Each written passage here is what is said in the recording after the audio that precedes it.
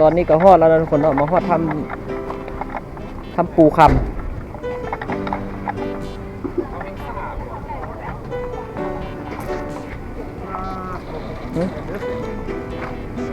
เป็นอันเด้เห็นบ่เขามาอยู่พี่แล้วเขามันลืมมดไปเออเอาก็ไปแล้วบ่น่ะไป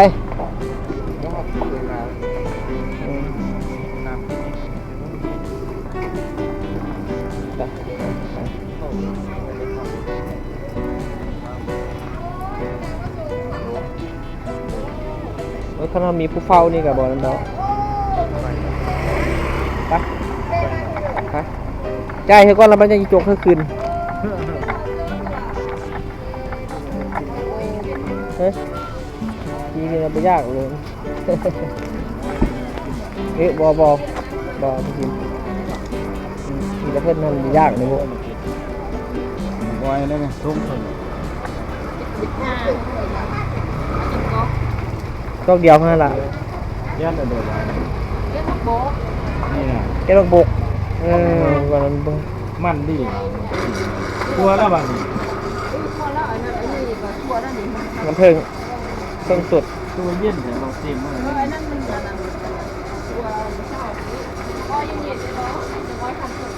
จะเอายุทงพุ่นมากกว่าเจ้าเขาผมเอ้ป้าคือไทยละดวงนะเพ่แต่ก็ปอไทยปักปอมันคือไทยปักปอเนี่ย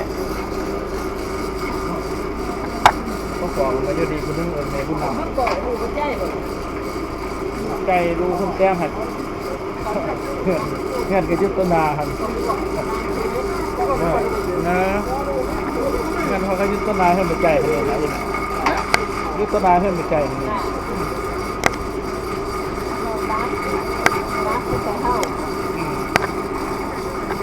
อุบลนำกับพี่น้องคนก็มาอยู่นี่กันเลยนะอยู่ในทองนี่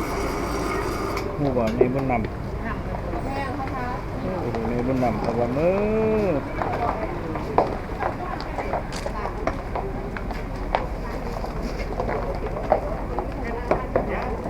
ดูนี่ทุกคนเราก็จะมีคนนั้นหลายเนาะคนลาวคนจีนคนลาวคนจีนเกาหลีญี่ปุ่นส่วนหลายทุกคนเนาะแต่ยังบ่ทันได้เห็นอันฝรั่งอังกฤษไปเลยส่งนัดเสนอคนจีนว่าคนญี่ปุ่นครับพี่แม่นบ่คันมีผู้นางบ่มัดก็ได้โอ้เอามาก็มีคนนี่น่ะมีแต่หันวัดหันเท่านี้แล่นรถกันตัวเมื่อมาสำรวจ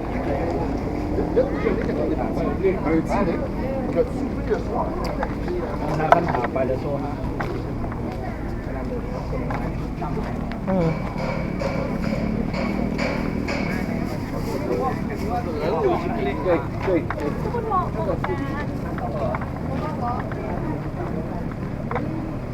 后面那里我就不敢下去了，旁边没有。ผู้คน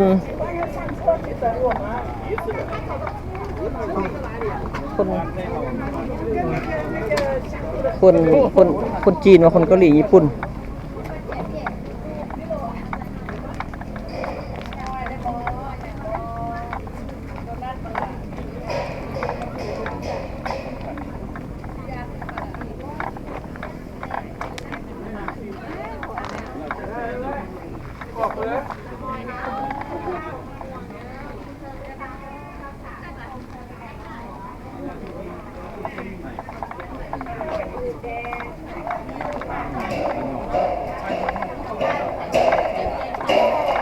พี่พัดอันนั้นหลายเราคนจีน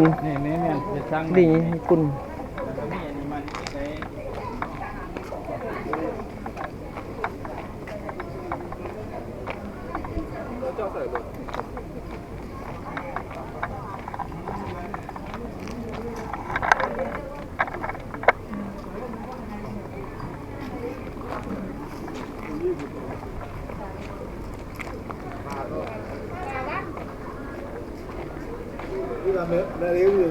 เวลาบริการ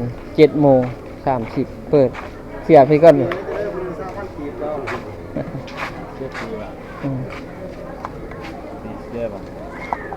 8:40ปิด 7 โมง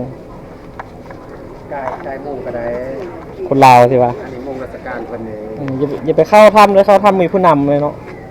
เรียนมึงซื่อๆครับ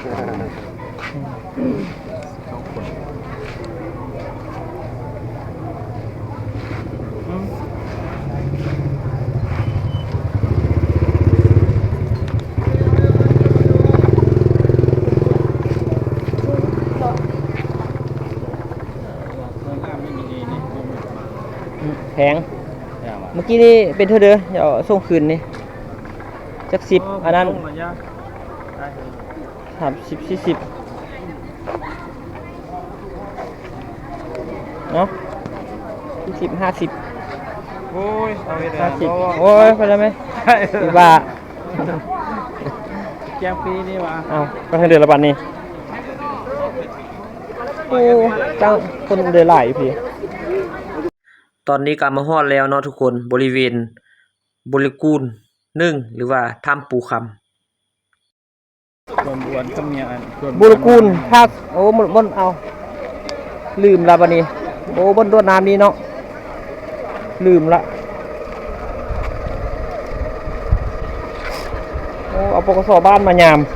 โอ้ย ไข่อุเนาะ ของบานก่อนนี่ ทั้งยามทั้ง มันข้อบุคคลตัวของบานเนาะหมด การความสงบอะไรไปนำเลยโอ้ยจะเคยอยู่บ้านที่มีสิ บ่ฮู้ว่าชีวิต พอจะมีรายได้ จักสิทำเฮาหันคันว่า อยู่ทำสร้าง ที่หา กูค่อยอยู่นาดาวทำสร้าง แนวเป็นเส้นเฮือนั่นหมดเส้นเฮือนักธุรกิจหมด อันนี้บ้านซ้อมทีเดียวได้เห็นยังเห็นเดียว มันบ่แม่นสมทีแล้วอันนี้เขาบ่ได้เส้นให้ผู้อื่นนี่ พี่แม่บริกูลพี่แม่ครับพี่แม่เหรอ เขาไปรับเส้นให้ผู้อื่นนี่บ่เฮ็ดหมดกำหนดเขาสัมปทาน หานนวดด้วย เริ่มหมดกำหนด ด้วยปลาแม่นเดี๋ยวหานนวดด้วยปลา ได้สัมปทานต่อปี30 ปีอ่ะเขา บูเนาะยังถึงเนาะบูลากูลพัด เป็นอาหาร ฮะบูลากูลพัดว่าเดี๋ยวแม่นแปลอะไรวะภาษาลาวสบายดีท่ามปูคำเป็นว่า คิว โอ้ปลูกผักได้คักแท้นี่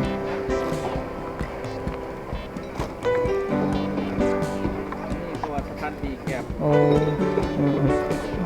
นั่นเนาะไอตัวเมื่อกี้เนาะอันโมเลกุลอันนั้นเนาะคักเนาะโมเลกุล3โมเลกุล2เนาะครับ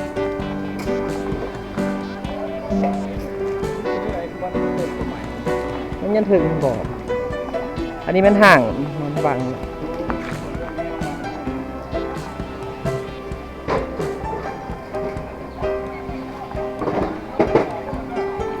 โอ้คนกับป่าลอยนำกัน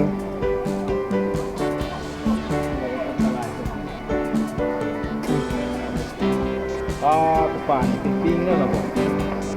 เนาะยิงผักแล้ว โอ้อยู่นี่อันฝรั่งอังกฤษบ่หลายเนาะมีแต่คนจีนคนเวียดนาม คนจีนคนเวียดนามเกาหลีญี่ปุ่นหลายกับคนลาว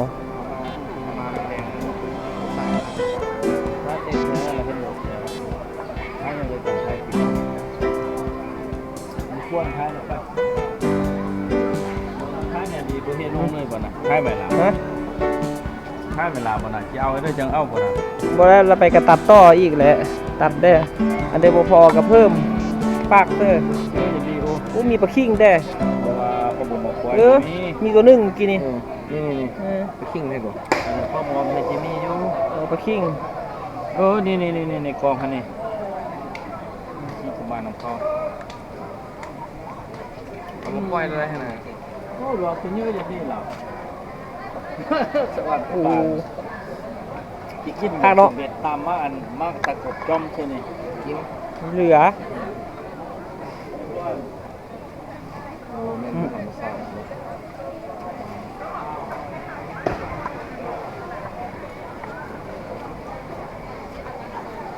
เขาปิดบ่อน หึอ้าว ธรรมดาได้เขาถามขวด ข้าผิดบอลไปเธอระบาดนี่ข้ามไปนี่ถ้าเราบอกบ่เคยมาเนาะ ทำลงเลย เออ เอาไปเลยก็ได้เนาะทางเข้ามาบ่มาเนาะมาทางเข้าบ่มาโอ้มาทางลัดเนาะโอ้ป่านี้แห้งเยอะอยู่กระสังนี่ ตอนแรกเราใส่ประตูหาเขา ปลาลาย ตอนแรก มาทางลัดเนาะทุกคน อันนี้เป็นทางอันเข้ามาเอาปลานี่ไปปิ้ง ปลาโจอึ๊บมาลงทาง มาปลูกมาอยู่ที่เหรอ โซนปลาปุกว่ะนี่โซนปลาปุกฮะ นี่ อ่าพี่หลายเนาะน้ำเสือดีโอ้น้ำเสือเขียวมรกตน้ำมรกตแท้ปลาคิง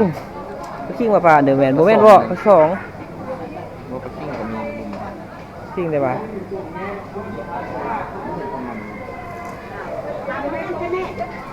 นี่อันนี้ก็กินดีนี่ก็กินดี กิน นี่เราวงกันมือเด้อนี่นี่ถ้าบ่เครื่องหวาน มันตุยเนาะ มันข้าว เออ หาผู้ใดหลายปีแล้วจะเลยกินข้าวจีขนมแล้วก็ผักนี้ ตะกี้นี่ก็กิน มีพวกขนมจะกินอ้อมยากินมัน ใช่เนี่ยเนอะ อันนั้นอันละ10อันนั้นกัน10อันนี้กัน10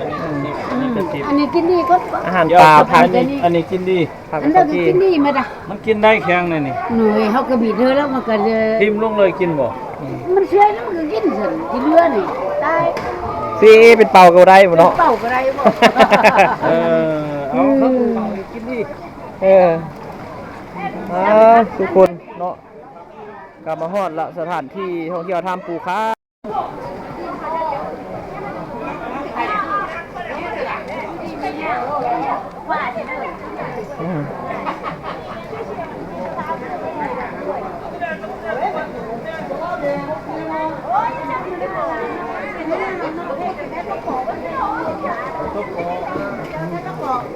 ให้ปอกๆกินออกเนาะแม่ส้ม กินออกขี้ปลาไทยเด้อเกาะไทยได้กินปลาบ่ใส่ ไทยนาก้านี่เด้ไทยนาก้าว ะไทยคอดเดียว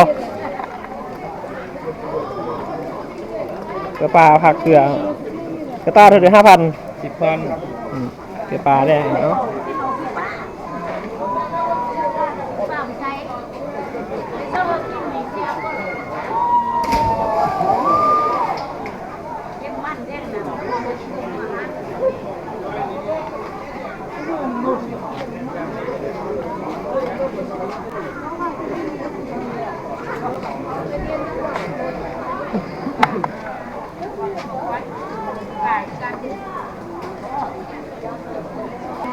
ทุกคนเดี๋ยวนี้ก็ไปฮอด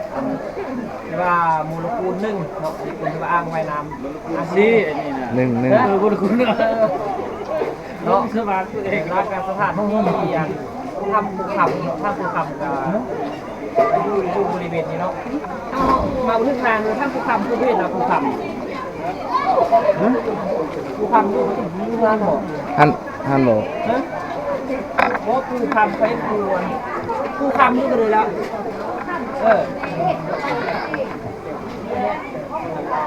ไปทางนั้นจังเห็น เขาออกมาจังเบิ้งวะมันน่าจะไปเบิ้งน่าจะไปเบิ้ง ไ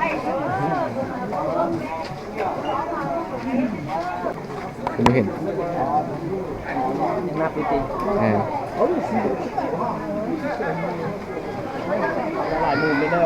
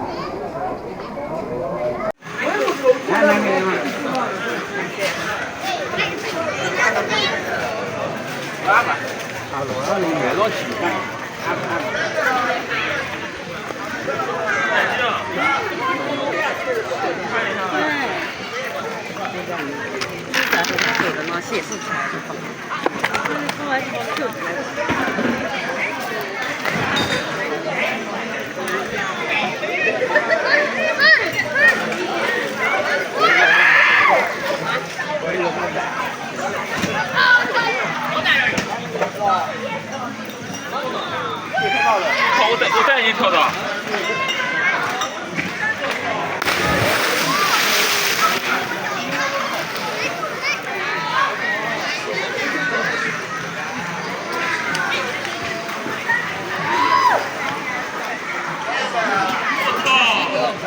你们吃吧，给你们吃。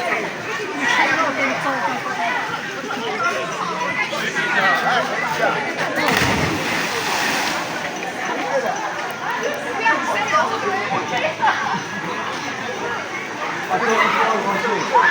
找不到了吧？找不到了吧？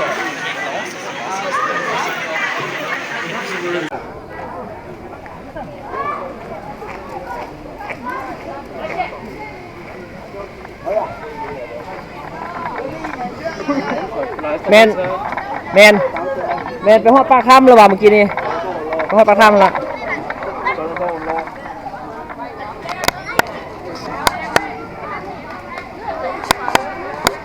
หลังจากที่พาทุกคนเนาะเที่ยวชมเบิ้งอ่างว่ายน้ำอ่างลอยน้ำเนาะก็พามาเบิ้งทุกคน เอกลักษณ์ของอันแหล่งท่องเที่ยวบริเวณนี้ก็คือนี่เนาะถ้ำปูคำเนาะนี่จะมีพระเจ้าของวัดถ้ำปูคำก็มันก็มีเนาะมีตำนานแล้วก็มีประวัติทุกคนอยู่อันในสถานที่ท่องเที่ยวแห่งนี้จะมีถ้ำทุกคนเนาะเป็นถ้ำยุเทิงพุ่นแล้ว